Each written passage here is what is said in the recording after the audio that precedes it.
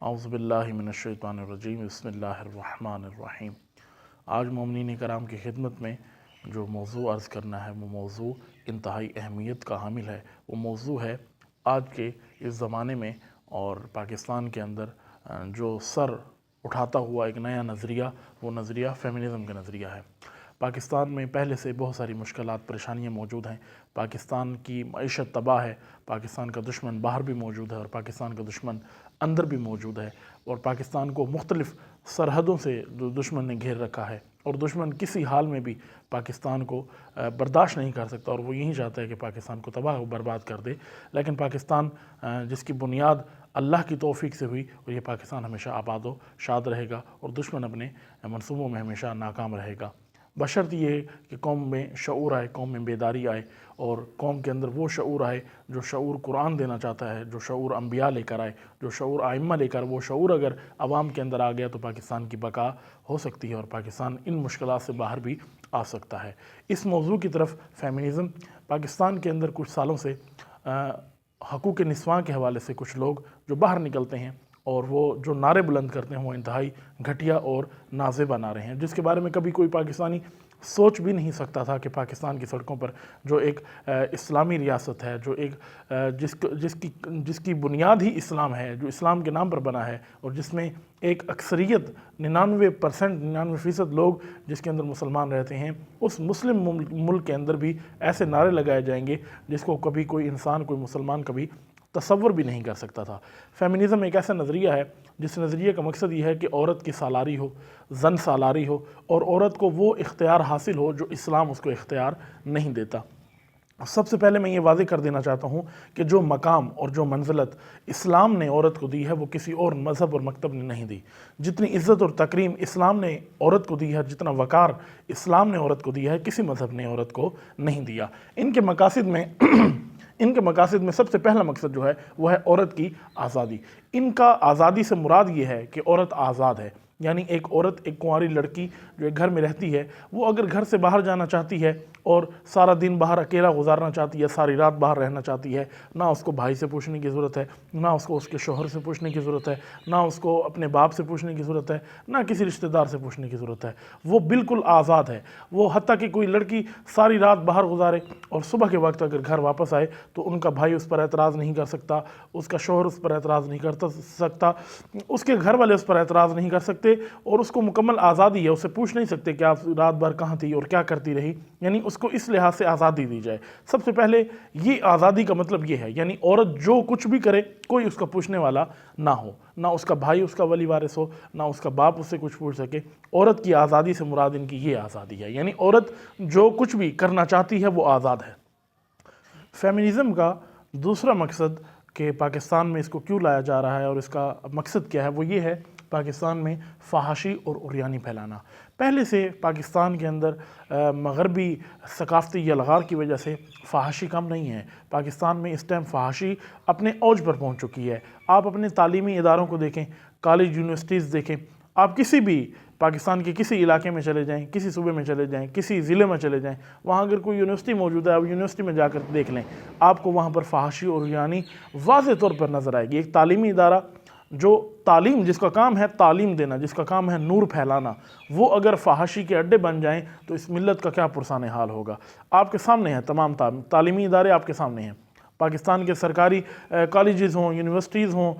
Private college ہوں، private universities ہوں، اب تمام کے اندر دیکھیں وہاں پر عورت اور مرد کو ایجوکیشن کے نام پر کیا کیا کام وہاں پر ہو رہے ہیں۔ اور اس فحاشی کے ساتھ ساتھ ان تعلیمی اداروں کے اندر ایک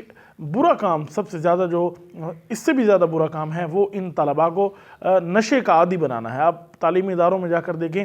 جتنا نشہ تعلیمی اداروں میں تقسیم ہوتا ہے اور تعلیمی اداروں میں لوگ استعمال کرتے ہیں، اتنا روڈوں پر اور عام جگہوں پہ کوئی نشئی اور کوئی نشہ کرنے والا اتنا استعمال نہیں کرتا جتنا نشہ تعلیمی اداروں میں خریدا جاتا ہے اور تعلیمی اداروں میں استعمال کرنے کے لیے دیا جاتا ہے۔ تیسرا اس کا مقصد خاندانی نظام کو تباہ کرنا۔ مشرق کا اپنا ایک خاندانی نظام ہے، خصوصاً اسلام کا، اسلامی معاشروں کا، اسلامی خاندانوں کا، جس طرح پاکستان میں ایک بڑی تعداد مسلمانوں کی ہے، ان کا ایک اپنا خاندانی نظام ہے جس میں ایک اقدار موجود ہیں، جن میں وقار موجود ہے، جس میں عورت کی عزت موجود ہے، جس میں عورت کو باپردہ دیکھا جاتا ہے، جس میں عورت کی حفاظت کی جاتی ہے، عورت کو عزت دی جاتی ہے۔ اس نظام کو تباہ کرنا، اس طریقے سے تباہ کرنا کہ ظاہر ہے جب نہ بھائی اپنی بہن سے پوچھ سکے گا، نہ شوہر اپنی بیوی سے پوچھ سکے گا، نہ باپ اپنی بیٹی سے کوئی سوال کر سکے گا، اور وہ آزادی دیں گے جب اپنی خواتین کو، تو وہ عورت کیا کرے گی، وہ سب آپ کے سامنے ہے۔ یعنی خاندانی نظام کو مکمل طور پر تباہ کرنا، ایک اسلامی خاندانی نظام جس کی اقدار، جس کی تمام بنیادیں قرآن نے رکھی ہیں، اہل بیت اطہار نے رکھی ہیں، رسول اکرم نے وہ خاندانی نظام کو تشکیل دیا، اس خاندانی نظام کو تباہ کرنا اور مغربی خاندانی نظام کو پاکستان میں رواج دینا۔ چوتھا ان کا ایک اہم مقصد آبادی کو کم کرنا۔ فیمنزم کے مقاصد میں ہے کہ ہم جنس پرستی کو عام کیا جائے، یعنی کوئی شخص مرد سے ہم جنس پرستی کرے اور مرد سے غلط تعلق قائم کرے، اس کو جائز قرار دیا جائے، عورت سے غلط تعلق قائم کرے اور اس کو جائز قرار دیا جائے، یہ اس چیز کو جائز سمجھتے ہیں۔ یعنی ہم جنس پرستی کو ان کے نزدیک کوئی قباحت یہ نہیں ہے اور یہ انتہائی اچھی چیز ہے، اور یہ اس کو سمجھتے ہیں کہ یہ اگر پاکستان میں لانچ کیا جائے تو پاکستان کی آبادی کم ہو سکتی ہے، اور پوری دنیا کے اندر آبادی کو کم کرنے کے حوالے سے جو یورپ نے نظریہ پیش کیا، اس نظریے کی آڑ میں ہم جنس پرستی بھی اس کے ایک بنیاد تھی۔ یعنی جب ہم جنس پرستی ہوگی، مرد کے ساتھ شادی کرے گا، عورت کے ساتھ شادی کرے گی، تو ظاہر ہے اولادیں اور آبادی تو نہیں بڑھے گی۔ اس لیے آبادی کو کم کرنے کے لیے ایک مقصد یہ تھا کہ ہم جنس پرستی کو رواج دیا جائے، اور اس کے علاوہ ابورشن یعنی حمل کو اسقاط کرنا، اسقاط حمل یعنی ابورشن کروانا، اس کو جائز قرار دیا جائے، اس کو عام قرار دیا جائے، اس کو جرم قرار نہ دیا جائے بلکہ اس کو ایک اچھا کام قرار دیا جائے۔ یعنی ایک عورت کسی دوسرے مرد کے ساتھ اگر ناجائز تعلق بناتی ہے اور وہ حاملہ ہو جاتی ہے تو اس کو آزادی ہے وہ ابورشن کروا لے اور اس کو تحفظ دیا جائے، اور یعنی اس طریقے سے آبادی کو کم کرنے کے حوالے سے بھی فیمنزم کا یہ نظریہ موجود ہے۔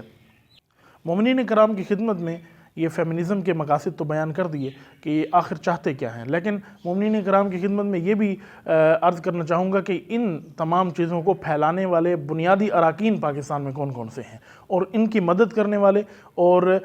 فیمنزم کے نظریہ پانے والے لوگ پاکستان کے کن کن حلقوں سے تعلق رکھتے ہیں، یہ بھی مومنین کی خدمت میں پیش خدمت ہے۔ سب سے پہلا عنصر پاکستان کی فلم اور ڈرامہ انڈسٹری ہے۔ آپ دیکھیں پاکستانی ڈرامے جو اس ٹائم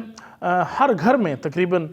ہر گھر میں چلتے ہیں اور خواتین اس کو دیکھ رہی ہوتی ہیں، شعوری یا لاشعوری طور پر اس کو دیکھ رہی ہوتی ہیں، تو ان کے اندر آپ دیکھیں اس ڈرامے کے اندر کہ اس ڈرامے کی کہانی کیا ہے، اس میں بیان کیا جا رہا ہے۔ یعنی ایک شادی شدہ عورت ہے جو کسی غیر مرد سے تعلق بناتی ہے اور اس کو اجازت ہے وہ غیر مرد سے تعلق بنائے، اس کے ساتھ جتنے جو چاہے کرے اور جیسا تعلق بنانا چاہے وہ بنا سکتی ہے، اس کا شوہر اس کو منع نہیں کر سکتا۔ ایسی اس کے اندر سٹوریز ہوتی ہیں، سیکشل سٹوریز ہوتی ہیں، جو ایک مسلمان، ایک خاندانی اقدار رکھنے والا شخص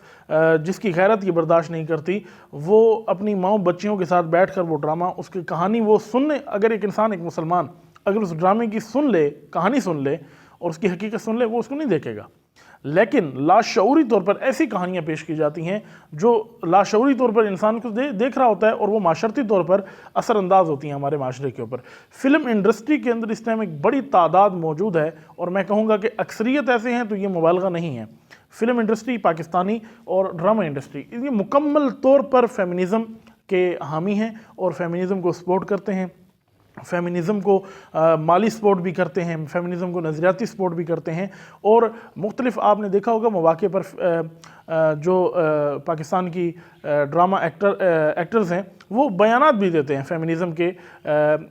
حمایت میں بیانات دیتے ہیں اور ان کی حمایت بھی کرتے ہیں، اور اس فحاشی کو وہ اور زیادہ بڑھانا چاہتے ہیں، اور ہمیشہ کبھی انہوں نے اسلام کی بات نہیں کی، کبھی انہوں نے پاکستانی اقدار اور پاکستانی خاندانی نظام کی بات نہیں کی، بلکہ ہمیشہ مغرب کے اس نظام کو پاکستان میں لانچ کرنے کی ہمیشہ انہوں نے بات کی۔ یعنی ایک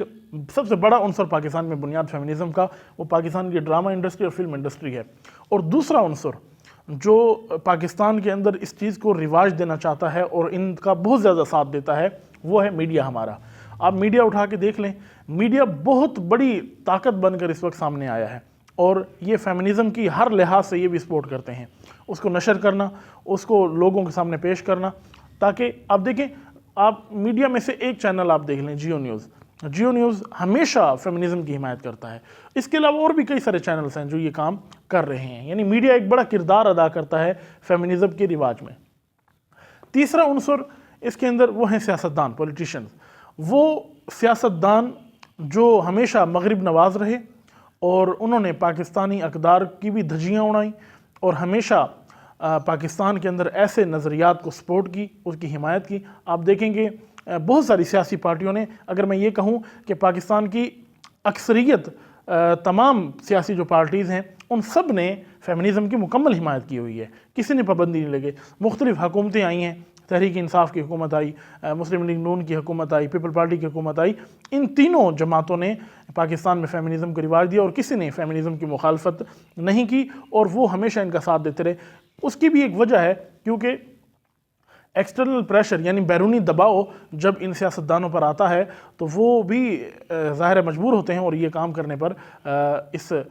بے شرمی کے اندر وہ بھی اپنا کردار ادا کرتے ہیں۔ اور ظاہر ہے یہ دباؤ لینا بھی جائز تو نہیں ہے، دباؤ میں کیوں آئے کوئی سیاستدان اور کیوں دوسروں کی باتوں میں آ کر اپنے ملکی اقدار کو مٹا دے اور اسلامی اقدار جو پاکستان کے اندر مسلمانوں کی غیرت ہے اس کو مٹانے کی کوشش کرے۔ ایک پانچواں عنصر اس کے اندر این جی اوز ہیں۔ پاکستان کے اندر اس ٹائم لاکھوں این جی اوز رجسٹرڈ بھی ہیں، غیر رجسٹرڈ بھی این جی اوز موجود ہیں، اور کچھ عرصہ پہلے ہمارے فوج کے ترجمان نے بھی یہ بات کی تھی کہ پاکستان کے اندر کچھ این جی اوز ہیں جو ملکی سلامتی کے لیے خطرہ بن چکی ہیں، یعنی وہ ہمیشہ بیرونی ایجنڈا لے کر پاکستان کے اندر آتی ہیں اور اپنے اہداف اور مقاصد کو حاصل کرنے کے لیے وہ بیرونی ایجنڈاز کو پاکستان میں لانچ کرتی ہیں اور ان کی ترویج کرتی ہیں تاکہ وہ اپنے مقاصد میں کامیاب ہو سکیں اور اپنے مفادات کو حاصل کر سکیں۔ پاکستان میں ایک بڑی تعداد این جی اوز کی ایسی ہے جو مالی طور پر فیمنزم کو سپورٹ کرتی ہے، اس کی حمایت کرتی ہے اور پیچھے رہ کر ہمیشہ ان کی مدد اور نصرت کرتی رہتی ہے۔ یہ تمام وہ بنیادی اراکین تھے جن کی وجہ سے پاکستان میں یہ فیمنزم کا نظریہ ترویج دیا جا رہا ہے اور اس کو بڑھایا جا رہا ہے۔ اور اس کے اندر ایک اہم چیز یہ ہے کہ آپ نے دیکھا کچھ عرصہ پہلے آئی ایم ایف نے ایک شرط رکھی پاکستانی سیاستدانوں کے سامنے کہ ہم آپ کو قرض اس صورت میں دیں گے کہ آپ آزادی نسواں کے لیے، عورت کی آزادی کے حوالے سے آپ پیسہ خرچ کریں، یعنی فیمنزم کے اوپر آپ پیسہ خرچ کریں تو ہم آپ کو جو قرض ہے وہ ہم آپ کو دیں گے۔ یعنی انہوں نے اپنے قرض دینے کے لیے ایک شرط رکھی کہ آپ فیمنزم کو سپورٹ کریں گے۔ مختلف حربوں سے، مختلف طریقوں سے